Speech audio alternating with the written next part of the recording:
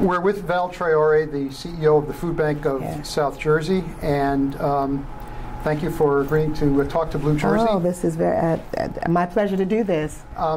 Starting off, can you tell me what the mission of the food bank is? Well, we have a threefold mission. One is that we want to provide an immediate relief to the urgent problem of hunger by distributing food to people that are in need of it. And then we also want to teach them healthy living tips in reference to a good nutrition so that they can lead healthier and sustainable lives. And then the third part of our mission is to help people find sustainable ways to improve their lives. And we've been having that as our mission probably for the past 25 years as we've been in South Jersey and very specifically in Camden, Burlington, Salem, and Gloucester County. Okay, can you elaborate on what you mean by sustainable ways to improve their lives? Well, when we think about the work that we do, we started off, as with food banks across the country have done, was in a response to an emergency situation where people were losing their jobs.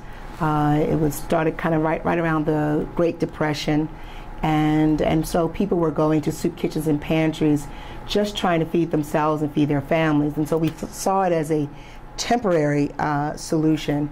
But 25, 30 years later, we see that hunger is not necessarily an emergency situation, but for many people, it's a chronic situation. And so we have found ourselves as being the last safety net for many people who don't qualify for public assistance, or for those that do qualify, it's just not enough to make ends meet. So we're still here, we're still relevant. Okay. And how many people do you serve in the counties that you serve? Right now, about 175,000 individuals. 36% of them are children that once they leave the school breakfast and the school lunch program, these children are going home to empty refrigerators, let alone empty homes. And about 10% of those are seniors that really should be living out their golden years. But for many of them, life is not so golden as they're making the difficult choice between whether they're going to pay for food or whether they're going to pay for medicine. And then the rest of those are the working poors. And contrary to what most people believe about folk that are hungry, it's not people who don't want to work. It's not substance abusers. It's not people that are have some trouble with the law. It's everyday working people who try to do all the right things, but sometimes life throws you a curveball. And for many of the families that we serve, it's been a lifetime of curveballs. So a good 54% of that number are working poor, where there is either one or two working parents that don't make enough to take advantage of some of their company benefits like health insurance, but then make a few dollars too much to qualify for public benefits. So those are the individuals that are coming into the food pantries and soup kitchens that we provide food for. Is the problem of hunger limited to the inner cities, or do you serve other types of areas? Well, considering that South Jersey, and particularly the 4 counties that we're in, is very much considered the agricultural area of New Jersey. And so most of the families and individuals that are coming into our food pantries are not necessarily in cities like Camden, not necessarily in cities like Gloucester City, but really out in some of these smaller communities and townships in each one of those 4 counties. We would probably say that 55% of them are actually not in cities, but in smaller townships and communities. Okay. Tell us something about your nutrition program. We offer a program that's called Cooking Matters, and it's part of our Healthy Living initiative, in which we teach nutrition education in an unconventional way. It's not the way that we all learn nutrition education in middle or high school, where you had a teacher stand there and talk to you about the benefits of asparagus or broccoli or other types or fruits, and then she gives you this black and white handout and expect you to feel and to understand what that is.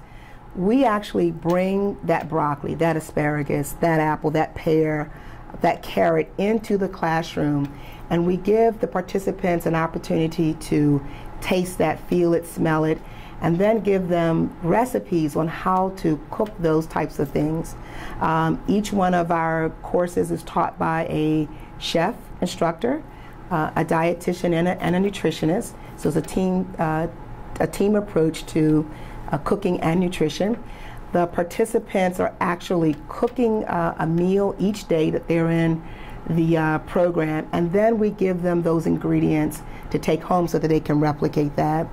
We have courses that are designed for preschoolers, for elementary age children, for what we call tweens and teens, seniors, and entire family units. And then we also have courses that are for individuals that are suffering with some long-term health conditions like diabetes or hypertension. How does a family that's in need get in touch with the food bank? You can do that a number of ways. The most effective way, obviously, is to go to our website, and that's at foodbanksj.org. But for those that don't have access to that, you can contact us at 856-662-4884. The economic situation in New Jersey and across the nation is obviously not good. How does the higher than average unemployment rate impact your mission over time? It has impacted us tremendously. Right now we are in a crisis situation in that we rely a lot on government funding, and very specifically a program called TFAP, which stands for the Emergency Food Assistance Program. It started in the early 70s, used to be called the old government cheese program, but now it's more than cheese, it's meats, it's fruits and vegetables, and that makes up a good 45 to 50% of the food that comes into our 45,000 square foot warehouse. The state gives us a reimbursement for storing and delivering that food out into these communities. So we had a significant cut in reimbursement, and we also had a significant cut in the variety of food that was coming through that program. And what that has done for us is that it's put us in the first time in our 25-year history where we are way under the supply that is needed for the demand. In 2011 alone, our demand has increased by 52%, meaning that there is 52% more people that are coming into our food pantries and soup kitchens in 2011 than it was last year. And this equates roughly to about 12 to 13,000 more people that are seeking the services of the Food Bank of South Jersey. So when you have a 42% increase on one end and almost a 51% decrease on the other end, that's where the tension gets, and that's what we're experiencing right now. Okay, other than restoring some of the grants at the state level, are there other things our elected officials can do to help out?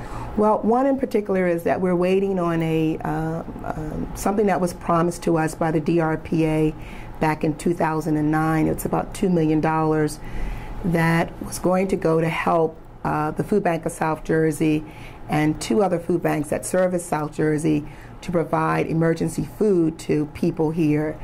That grant has been delayed for different reasons.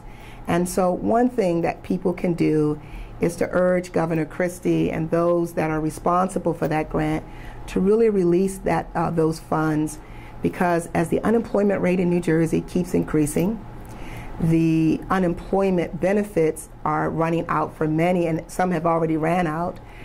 Guess where they're coming to? They're coming to the Food Bank of South Jersey to be fed. And we hate to say to anybody who is in desperate need, no. So what you can do to help us immediately is to call the governor's office and ask him to really help us by releasing those DRPA funds so that we can feed people that are in dire need right now. Is there anything else that the people who are watching this video can do to help? Yes, you can always go on our website and you'll see many opportunities for volunteer. If you work for a food company or you know of a food company, encourage them to donate their surplus to us.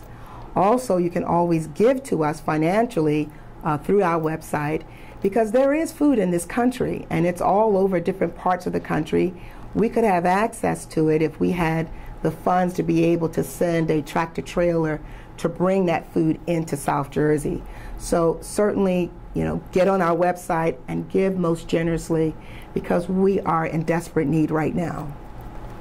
Okay, thank you very much. My pleasure, for sure.